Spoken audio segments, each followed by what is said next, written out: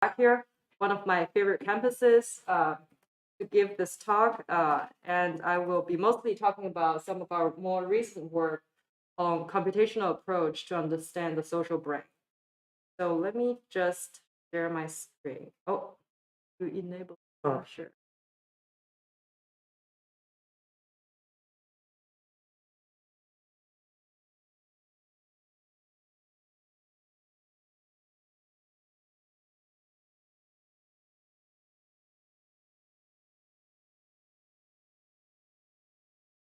Can people online hear me okay? With the mask, it's a little. I'll try to yell. Oh, you should.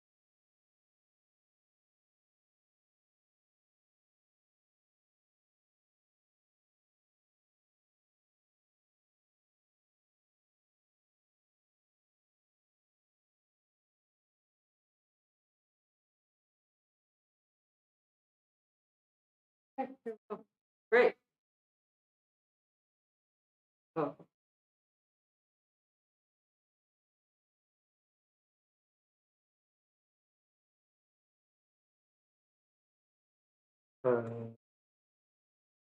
Yeah. Not really doing on Zoom. It's doing that. Oh, good. How about people online? What do you see? No, everyone sees the screen. Everyone sees the Screens cut off. Yeah, they just.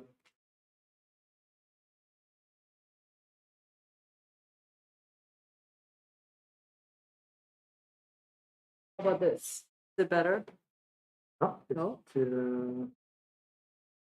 Do people online see the full screen or no? cut Like off everyone screen? online just see Cut off screen. Yeah, maybe.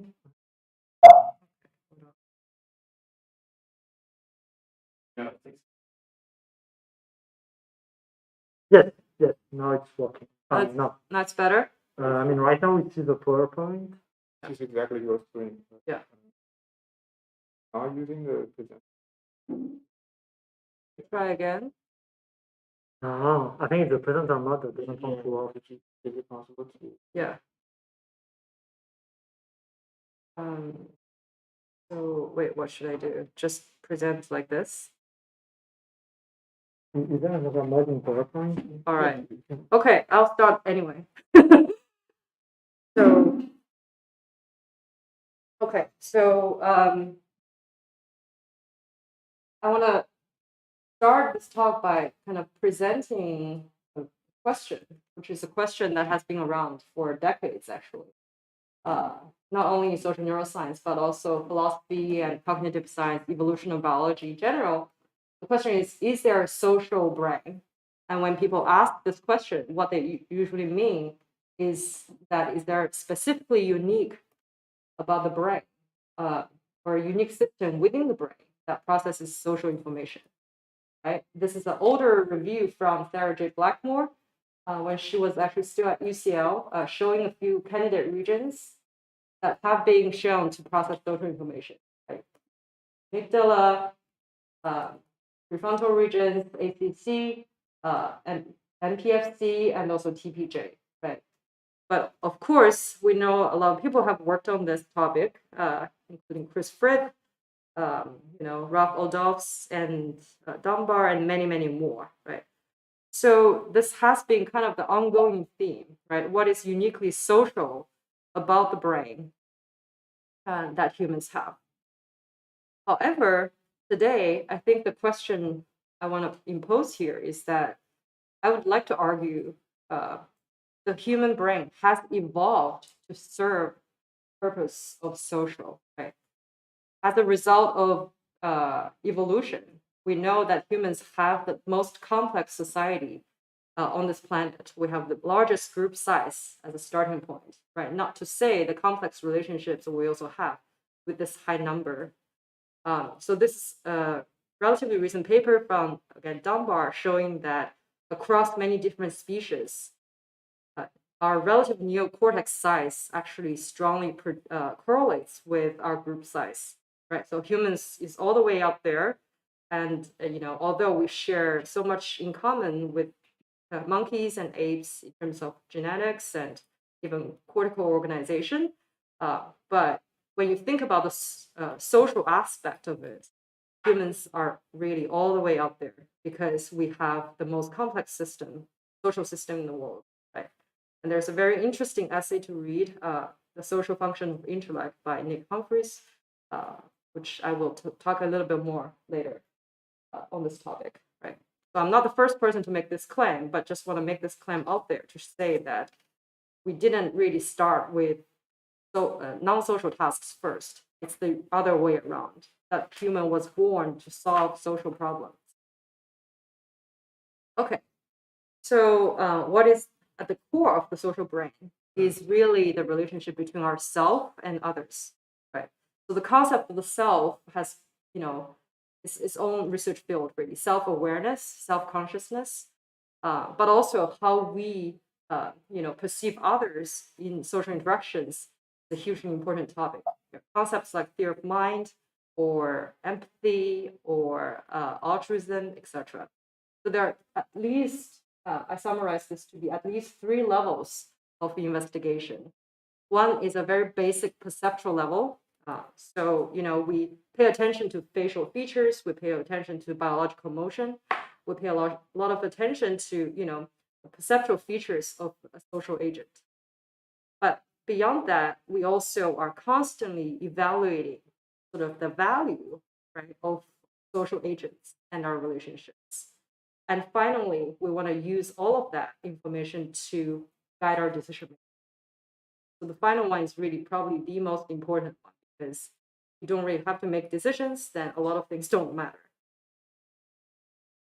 Okay, and at the very low level, the perceptual level, I want to just tell you about this one paradigm where we've been basically associating these very simple perceptual stimuli with either self, an other, a familiar other, which would be a friend, or a stranger. So you can see there's a gradient in the closeness to the self in the social hierarchy. Right? So this is a very perceptual task. Subjects only need to respond if the circle is associated with myself, yes or no. And it turns out that across many different cultures and even psychiatric populations, that humans always tend to process self-relevant perceptual stimuli the best, right? We are the fastest as well as the most accurate when it comes to stimuli related to ourselves. And it seems like people naturally respond to self-relevant stimuli, suggesting almost egocentric bias, right? We're seeing, we're primarily paying attention to things relevant to ourselves. We conducted this study actually during the beginning of COVID in a very large online sample using this task. And interestingly, there was a moderate but significant relationship we discovered that as COVID pandemic, became worse. This was early 2020 when it just happened. And see that the faster things were getting worse, the more people were paying attention to themselves at the perceptual level. Right?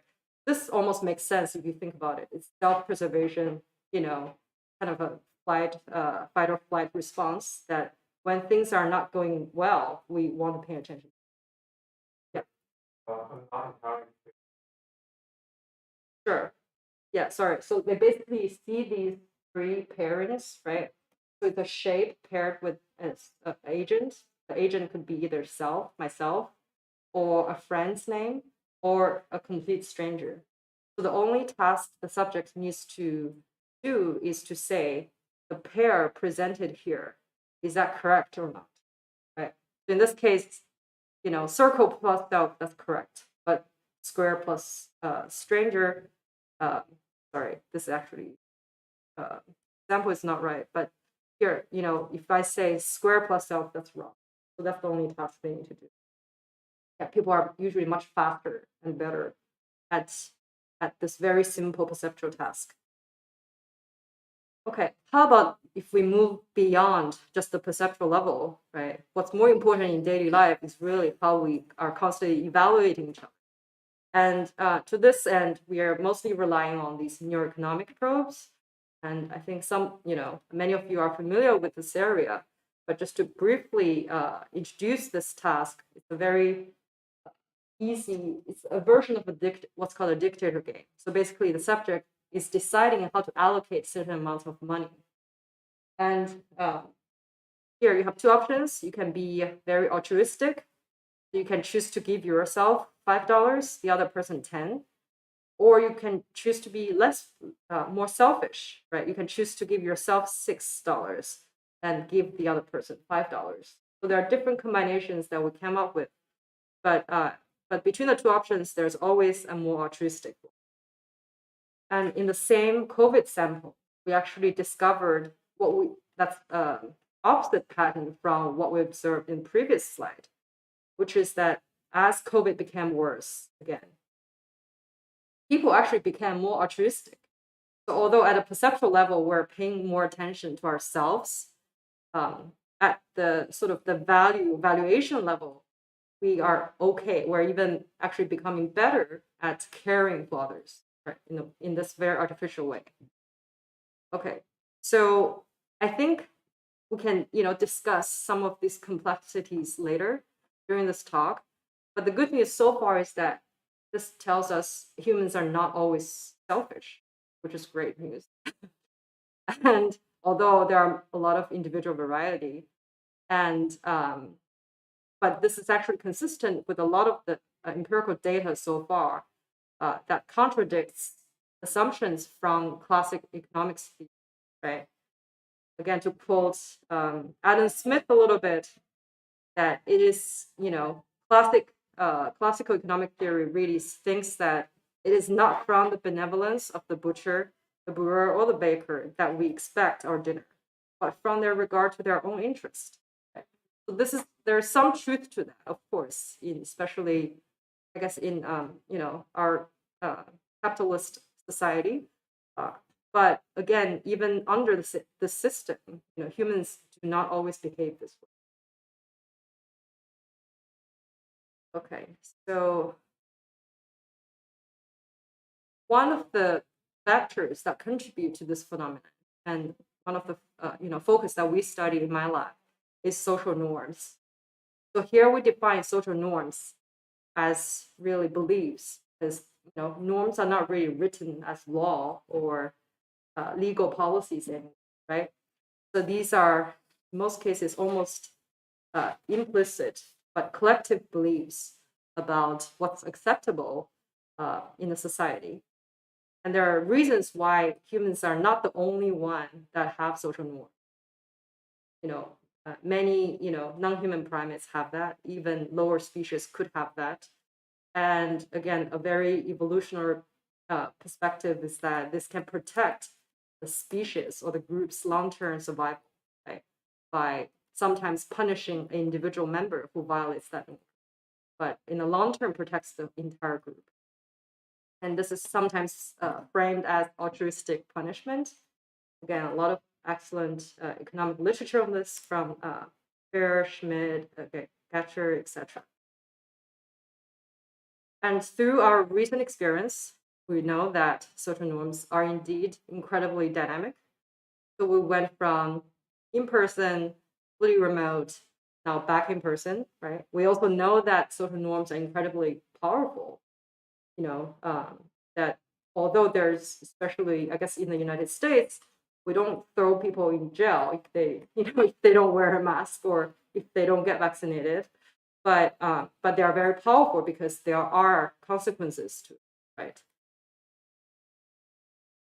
So one of the signals we've been studying a lot from this whole social norm adaptation process is norm prediction errors. And it really describes this discrepancy between my expectation or my prediction, but specifically about either what I should get or what other people should be, how other people should behave versus the actual social situation you're in. Right? Because we know it almost never happens when other people always behave perfectly according to our expectation. So we're constantly making adjustments. Right? Even when you had priors, right? But coming back for example, coming back to an in-person setting, we are all constantly making adjustments again. And you can consider those to be, social prediction errors. So again, I don't have to spend too much time introducing the experimental probe to this audience. But very quickly, we in the lab mostly use the automaton game. And again, in economics, people usually use what's called a one-shot game. So you only play with a partner once. And it's a fairness game because you are faced with a choice, right? The partner says, here's a total of $20. Do you accept or reject? 6 versus I get, 14. You accept, you get 6. If you reject, either of you gets anything.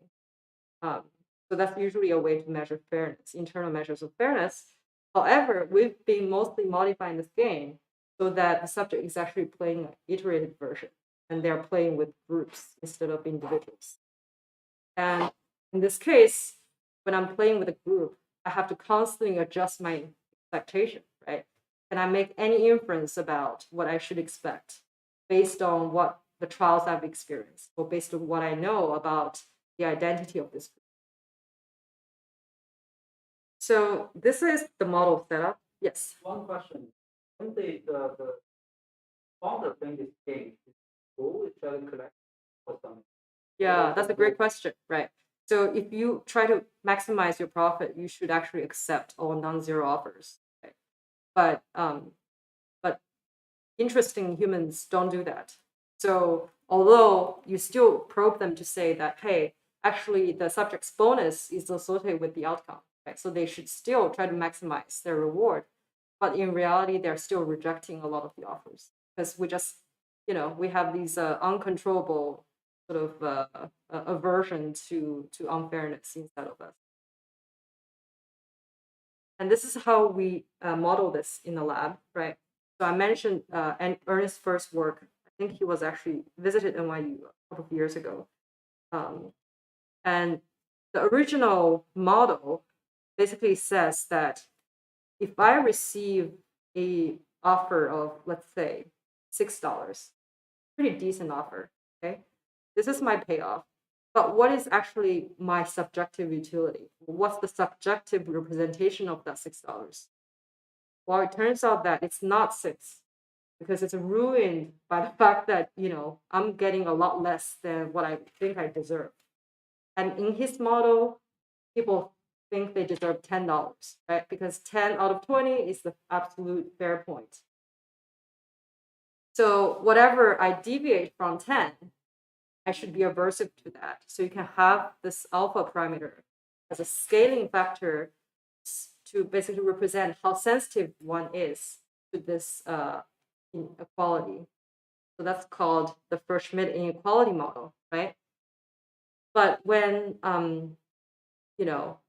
I was like starting to actually analyzing some old data, I started to think that what if humans don't really think they deserve 10?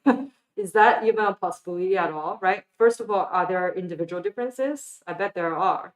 And 2 is that do they always expect 10, even if they start with 10, right? Can they actually learn the situation and realize, hey, if everything is below 10, why should I still insist on my, prior? So they should be able to update that. So those are the things that we changed to this model. And it turns out to be a major change because it changed the entire assumption, the theoretical assumption of the paper, of this process. And we call these like dynamic norm models. And again, we'll compare these dynamic models with the baseline model. It's really more like a strawman model in this case.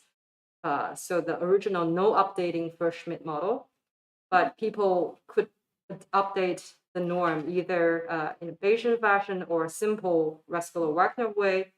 And they could either have fixed initial norm, so meaning that all subjects have the same initial norm to start with, or there could be individual differences. Right. So basically, this way we cover our bases to test my hypothesis. Okay.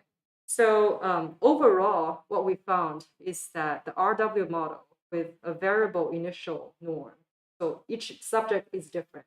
And on top of that, they are always constantly updating, even within their own behaviors. This model turned out to be the best winning model among the 5 that we tested. And this simply says that internal norm is actually can be updated just based on norm PEs. And the interesting bit of this work is that we also tested this in 2 groups of patients with brain lesions, one with insular lesions, the other one with the MPFC lesions. And we saw very different effects. So insular lesions actually reduced this norm adaptation rate parameter shown here. It's basically how fast you're updating based on norm PEs. But VMPFC patients actually showed a flattened response to unfairness, right? Suggesting that they might have a reduced sensitivity to value. And actually, overall, they reject much less. Okay, so a quick summary.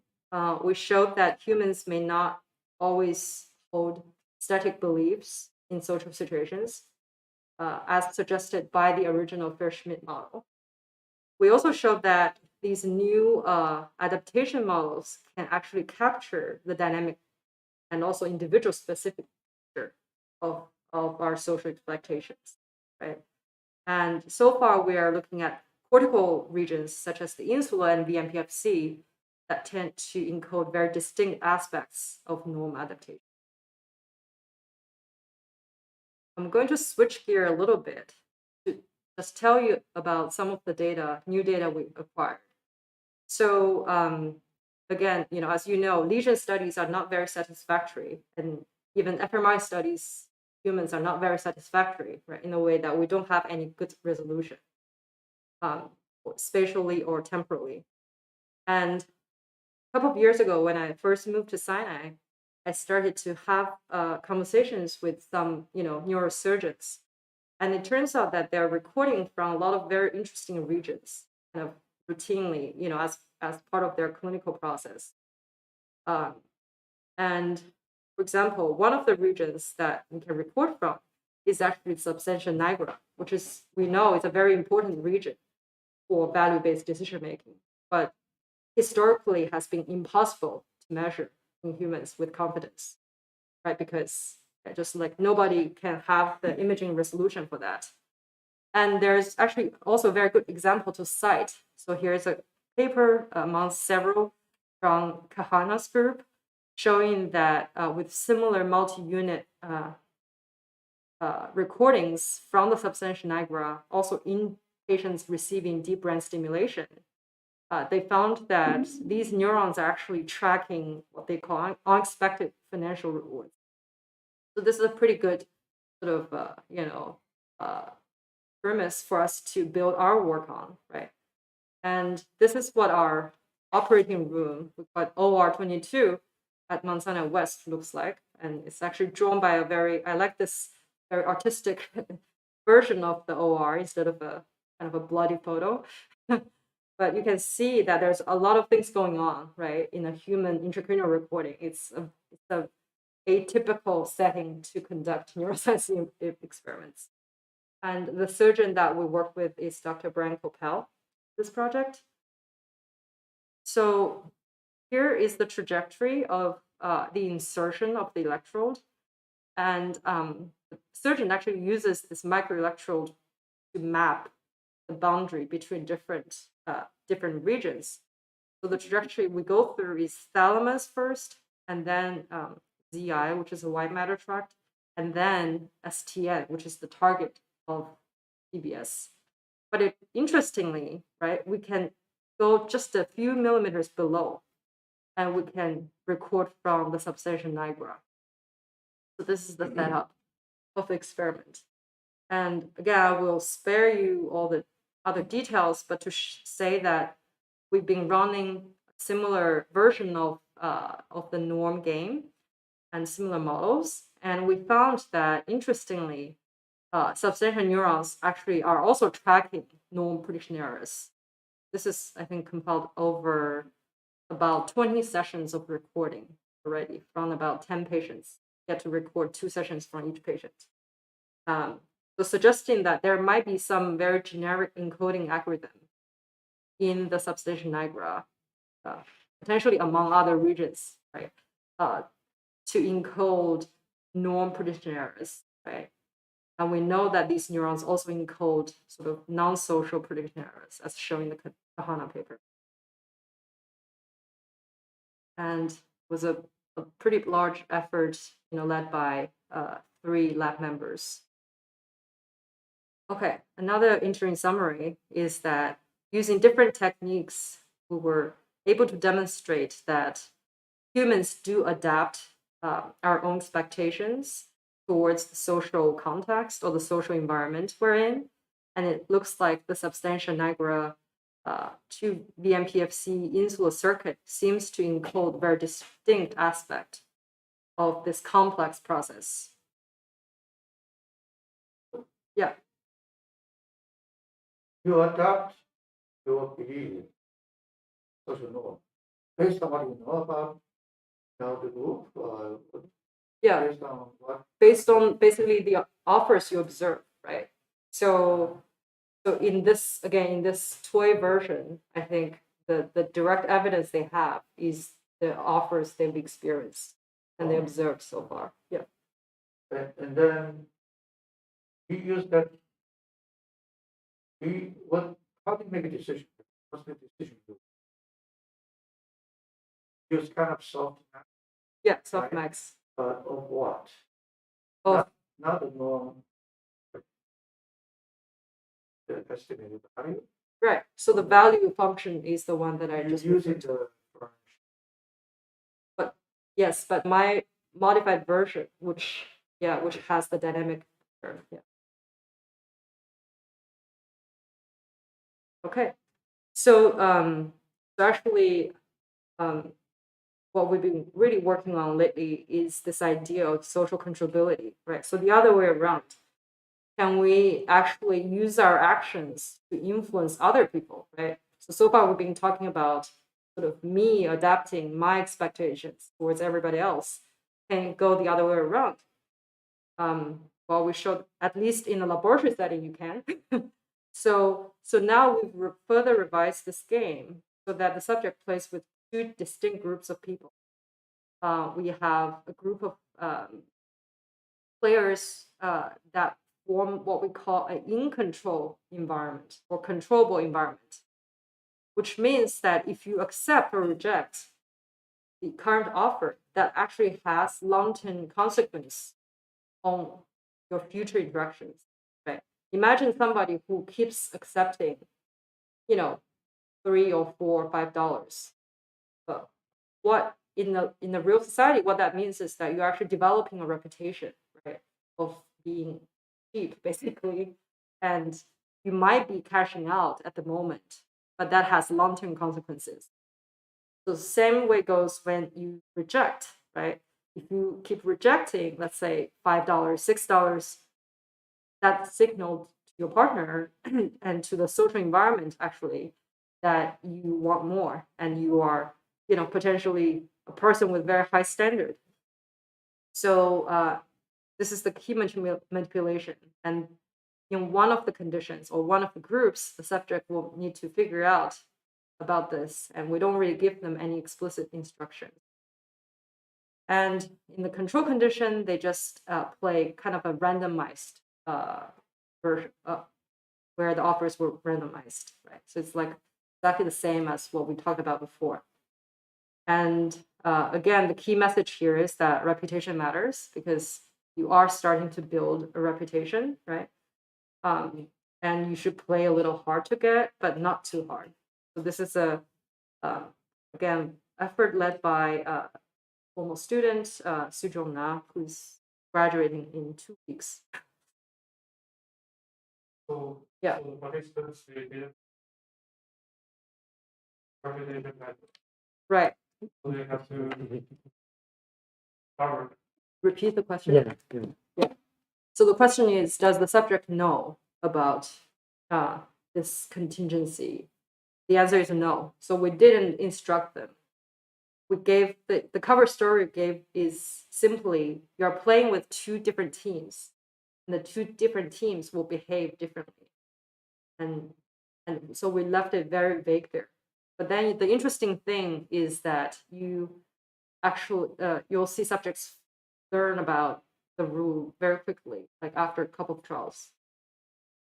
I think it's a very interesting human nature, right? To try to probe the other person a little bit and push them around a little bit and see how they respond. How many trials? I think on average it's like 4 to 5 trials. It's actually very fast. And actually in the modeling, we exclude those trials because we eventually focused on how they exploit the controllability instead of how they learn about the controllability. Yeah, but you can imagine a more complex setup where that controllability also changes over time. They have to dynamically update. So overall, what we found is that, again, without explicit instruction, subjects were pretty successful in influencing the partner's offers, right? You can see in the controllable condition, the offers went up. And as you see, like the sharpest race seems to be in the first couple of trials, right? And so this is significant, although, between the two conditions, there's a lot of, individual differences. We also asked them to rate how much control they felt, like subjectively felt, playing the two different teams. And this is even greater individual variability, right, compared to the actual behavior. And we were talking about, illusion, delusion, these concepts. So this is one example of humans' perception is not always grounded in reality. But again, the good news is overall, at a group level at least, people did report they had stronger sense of control in the in-control condition. And overall, the rejection rate was actually not different. But again, if you dive deeper into these different ranges of offer size, you'll see that subjects actually rejected more in the range that they typically don't reject, like starting from the mid-range, right? This is more or less the indifference point, and then to the higher range. So suggesting that these are really considered more strategic rejections. And their actual reaction time was also longer, suggesting that they were really thinking about, the more complex side of these decisions. Okay, sorry, my animation doesn't work. You'll just have all the information here. So our primary task and primary interest here is really to sort of try to develop a model, right, to capture the mental process used by subjects, or how do they actually influence? What are they thinking about? And we rely on, again, a very influential line of work, model-based planning, which in the two-step task context, it makes very sort of easy sense for everybody. But in the social context, it also makes sense because imagine that we are playing chess, right? Or when you are making a current move, you have to think about the future consequences of your current move. And again, none of us was the first one to say not me and not Nathaniel. There were people who said it way before this, right? I'm quoting Nick Humphrey again. This is almost from a half a century ago. Say that not only he thinks all social interactions are transactional, but also hinting that the social gamesman is really the core of human being. It's like the chess player must be capable of a special sort of forward plan. So I think this is really, really important message to keep in mind. Okay. I'll try to quickly go through this. You don't have to actually read any of the details, but just to say that the way we expand this utility function is by simply simulating and mentally simulating the value for different paths into the future. So here, this is an example. The subject is thinking about one step ahead. So if I'm thinking about tomorrow, what I do today, how can that influence tomorrow? Then once I've learned the controllability part, I have a mental representation of how much that influence is. It could be $1, it could be $2. But I already know that if I accept, my future value would be S minus that delta. But if I reject, my future value would be S plus that delta. Okay? So it's actually exactly the same form here. You simply replace the S, the true value of the offer, by this term. And this can go on, and it can go many, many steps, right? The game has 40 trials in the fMRI study, but it turns out that on average, human beings are only able to simulate a few steps. That's the take-home message. And there's no reason, if you think about it, the system is going to explode, right? There's actually no actual benefit to mentally simulate more than a couple of steps. I guess until we study professional chess players, that'll be interesting. So based on this evidence, it suggests that at a group level, again, with lots of individual variability, but at a group level, the two-step model seems to do a very decent job in capturing people's behavior. And now we can extract the delta parameter, if you recall, the mentally simulated controllability, how much they think they were able to influence the offers from both conditions. And this parameter, again, differentiated between the controllable and the uncontrollable condition. It also predicted their performance on the task. Okay, so again, you don't really have to read all the details because the figures are essentially the same. So we're able to reproduce all the results actually using an online data collection platform in a much larger sample of individuals. So pretty much all the key results were identical. And finally, in the original study with 48 healthy subjects, we also measured their bold signals while they playing the task. So a usual suspect shows up again. The VMPFC seems to compute the projected total future thinking choice values, right? So the entirety, the sum of your mentally simulated value of that equation is now tracked by the VMPFC, but only in the two-step model, right? But didn't show up for the zero-step model. So across both neural and computational levels, we have pretty nice correspondence that it seems like the two-step model does a pretty decent job in capturing what's going on. And you might notice again here that subjects also activated their VMPFC even in the uncontrollable condition, right? This has always been a very interesting myth to us, to ourselves too.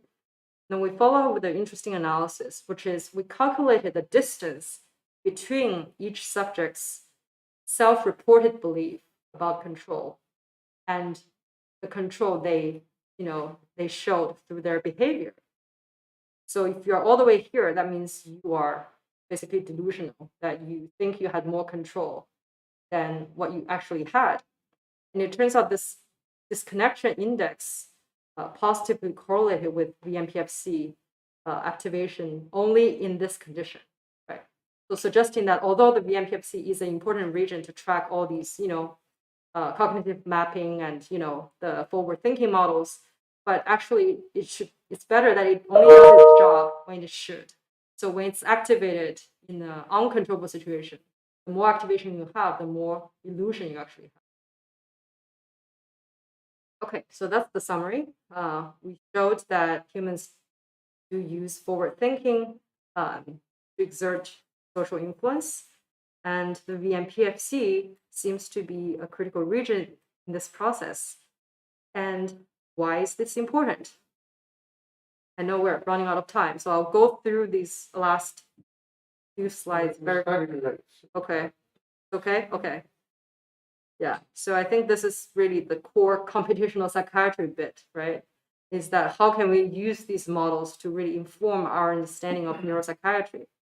And the first disorder that came to mind, of course, is autism, right? Social deficit and autism. So we were very lucky that we have a very good autism center at Sinai. And Jennifer Fosberg is a clinical psychologist and my key collaborator on this project, together with Danielle Schiller. So we showed actually both transdiagnostically that in a community sample and also in patients with actual ASD diagnosis, that there's various sort of impairments associated with autistic traits or the autism diagnosis. So here you can see that in the community sample, actually the less empathetic you are, right, as a trait, the slower, the more slowly you update to social norms.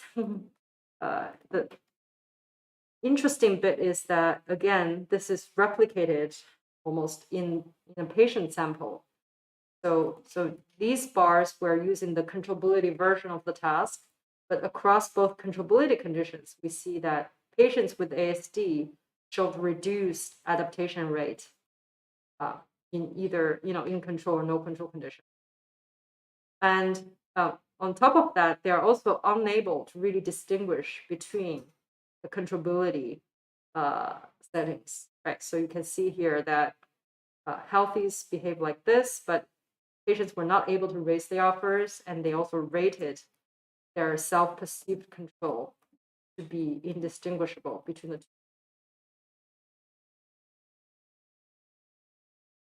And this is actually the last data slide I have. So we were chatting about hallucination, but this is another aspect of schizophrenia or schizotypy, I guess, it's delusion. So we, again, use the prolific online platform to pre-select subjects with either extremely high or very low trait delusion. So it turns out that you can just measure delusion with these, well-validated questionnaires. And interestingly, what we observe here is that even highly delusional individuals had no problem exerting control. Okay, so cognitively, they even say they're pretty intelligent. But the difference is that when the environment was actually uncontrollable, right? You see here, this is the uncontrollable condition where you're not supposed to exert control or feel a sense of control. They both behaviorally and also in terms of the self-report showed this kind of heightened illusion of control.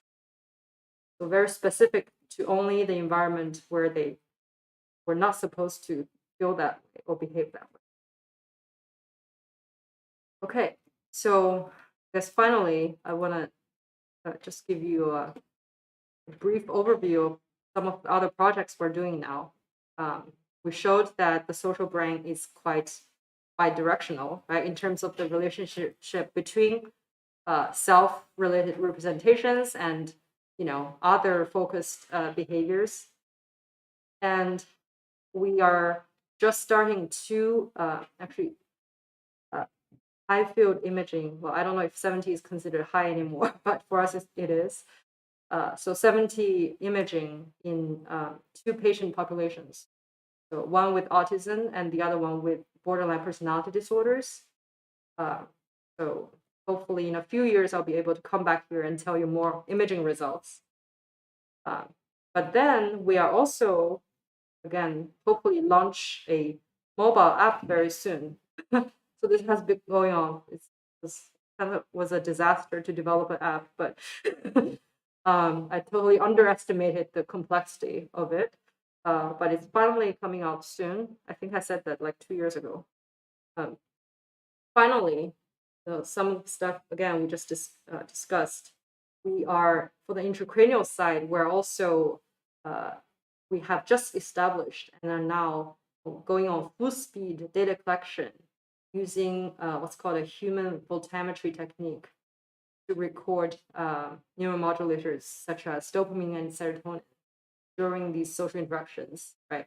So we know that I actually think social games are the best place to do these measurements because it really involves, it's the best to probe the complexity between serotonin and dopamine, right? Because it has this value component, but then it also has the social emotional component that serotonin is really supposed to be involved in.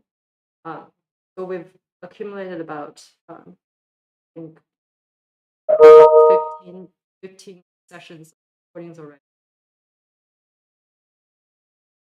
Okay, finally, just want to thank my amazing lab and collaborators. And I think Sinai is a very translational place, as some of the audience know that very well. We welcome always collaborations, and thanks to our funding source as well. After that, I have some promotion slide. I think Angela is here on Zoom, but we're very excited to have just established a new center for computational psychiatry at Mount Sinai. So Angela Radulescu, who's currently here, will be our latest addition to the center. But at the moment, we have these 4 investigators. I think most people are pretty well funded, so we do have multiple positions open if people are interested. And you can check out more from this website. And finally, this journal, as Sid just mentioned, that I'm the co-editor-in-chief for, we're welcoming submissions. And actually, I think all of your work would fit very nicely to it. We have completely changed everything from the surface, the superficial things like visuals, website, to the actual processing time. So we have a very expedited timeline now. We're hoping to get everybody's reviews back within a month for submission. So yeah, please submit to us. We have a lot of good collection of papers already. Doesn't have impact factor yet, but hopefully soon. And that's all. Thank you for your input.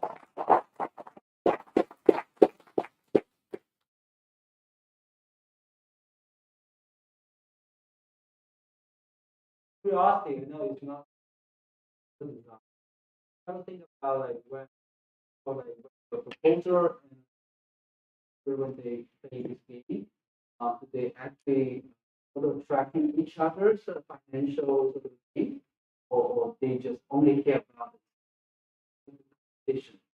Right, I don't know whether it's part of probably it's not a tremendous design, but if in reality people actually say play a game, especially in a dynamic fashion, probably they are tracking their financial gain in the past as well, right? So yeah, people don't care about how much you gain. yeah. Okay, so yeah, the question is that are subjects actually tracking the financial, basically the situation the other player has versus their own, right? AKA social comparison, basically. Yeah. This is, again, very, very interesting topic. At the moment, we're not doing that because, as you can see, subjects is always at a disadvantage. So they know that essentially, no matter what they choose, right? I mean, they can choose to reject, but it's 0 for both. So they can never beat the other player, right? But there are other games that I know other groups have done where you can observe, the total or the performance of different players. Yes. So actually, Reed Montague's group has that. It's not iterative. What I say is incorrect. Right. So it's iterative in terms of the team or the group, but not with the same individual. Yeah. Yeah. But it's totally a contributor because so-called keep up with the Jones, right? People are always tracking how other people are doing, but that requires a very different setup. So that was their subject. Have you considered getting to involve cooperation? Yeah, not yet, right? So that's the other thing, something that I've been wanting to do in a while. Because even in the context of this ultimating game, right, you could redesign the manipulation so that it could potentially become cooperative. But people have used things like public goods games. There was a guy that, again, when I was at UCL, who did that, and you know, a lot of these prisoner's dilemma, but it's quite tricky because it almost requires a completely different type of model, of course, right? Because you're now thinking about, but there could be multiple competing things going on. You could think about the total of the group, right? You could think about the total payoff, but you might still care about the social comparison part, right? You might still think that, oh, you know, although I'm contributing to the group, we're collaborating, but why is that person making more than me, right? So there are many interesting ways to, which is real life anyway. So there are many interesting ways to I think, to stir this. Bit more about the forward-thinking model. Mhm. It seems that the forward-thinking model is also better fit even for the uncontrollable. Yes. Case. So I was wondering what that model will be in the uncontrollable case. Like you cannot really predict what the next solve will be. In terms of the model, like the formulation of the model. Yeah, it's exactly the same as the one I just showed. So it's the same setup for both conditions. And that was a surprising finding in the, you know, although, you know, people seem to really know, right, that they are, you know, sometimes in uncontrollable conditions, but they still try to mentally simulate what's going to happen in the future. And, but you can see that the level of projected, this mentally simulated controllability or influence is lower in the uncontrollable condition, right? Even neurally, the VMC actually still activated, even in the uncontrollable condition.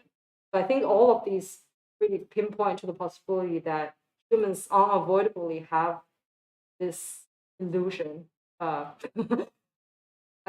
just say it's really an illusion of control, and it might actually have protective reasons. If you think about it.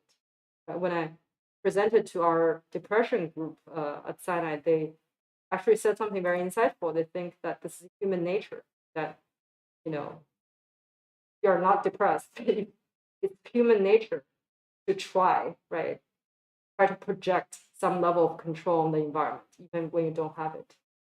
In terms of the model formulation, another term delta that represents like how much conditional gain. That's right. In the controllable condition, that delta is predictable, either 1 or 2. Yeah, it's 0, 1, or 2. Yeah. In non-controllable condition, what would the delta, the average of the delta after the experience? No, there's no, right? So Same term. because the offers were randomized, they were actually randomized for each subject.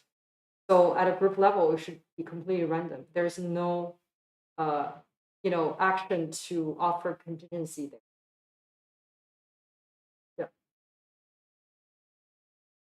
But I have a follow-up similar to the controllability thing.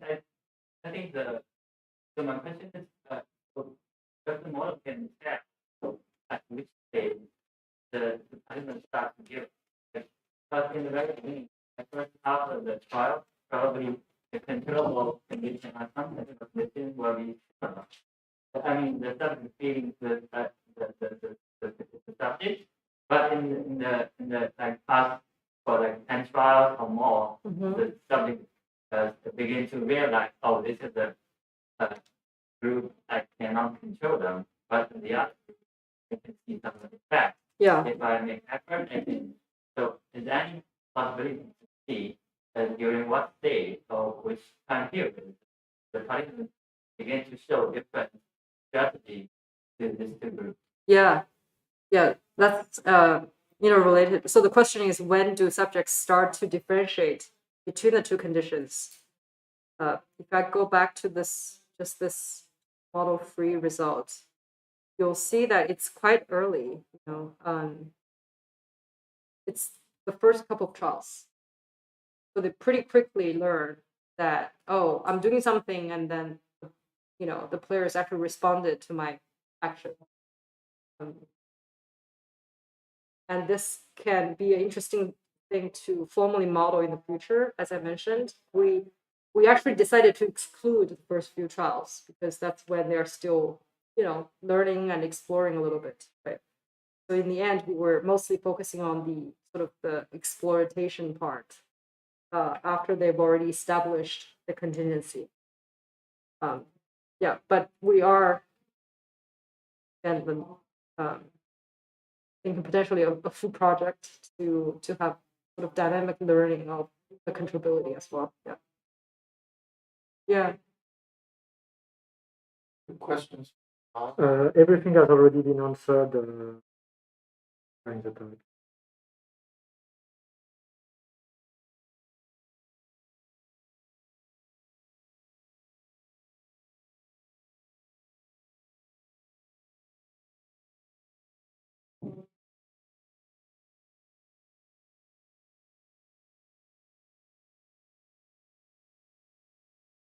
All right. Well, thank you again.